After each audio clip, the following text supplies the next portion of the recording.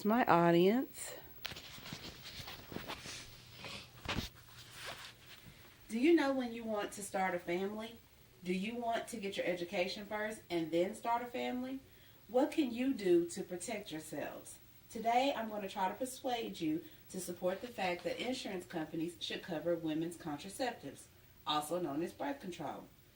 I became a teenage mother. It was a life-changing event.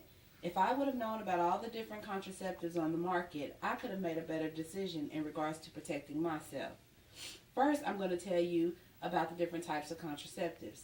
Second, I'm going to tell you how health insurance coverage has impacted the use of contraceptives. Finally, I'll tell you how having insurance can impact where you seek prescription contraceptives. First, I'm going to tell you about the different types of contraceptives. According to an article found on livestrong.com titled Types of Contraceptives, there are many different women contraceptives available to protect women against unplanned pregnancies. The most common is the birth control pill. It comes in two different types. One is the combination, which is estrogen and progestin, or just progestin only. The birth control pill is taken daily, and if taken daily, it is 99% effective. Another common form of contraceptive is the hormone shots.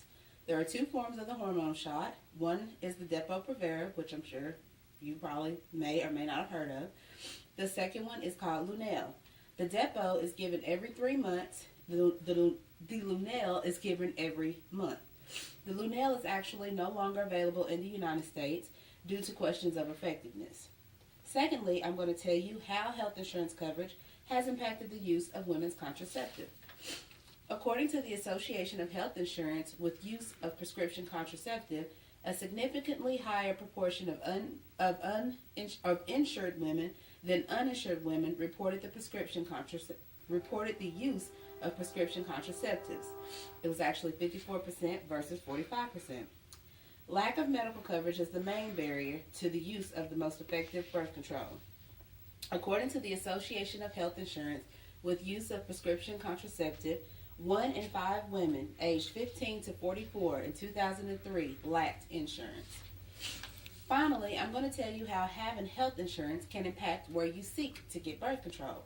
According to private physicians' provision of contraceptive services, 64% of women who made a medical visit for family planning from 1987 to 1988 went to a private physician. The other 36% went to a family planning clinic.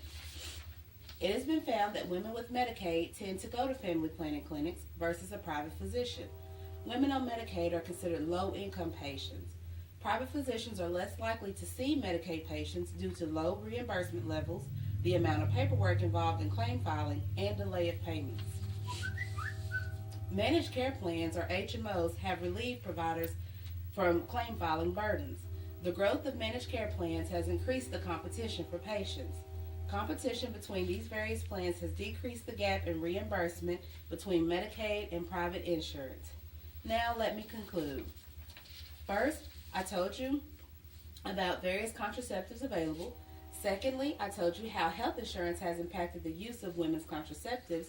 And finally, I told you how having health insurance can impact where you go to seek birth control. I encourage everyone to obtain some sort of medical insurance. Furthermore, I encourage men and women to seek a plan that covers women contraceptives. So maybe you and your spouse aren't quite ready to make that big leap and start your family. Maybe you have a teenager that you want to protect from becoming a teenage mother, like myself. Whatever your case may be, make sure that whatever medical insurance plan you choose or that you are covered under covers women's contraceptives. Thank you.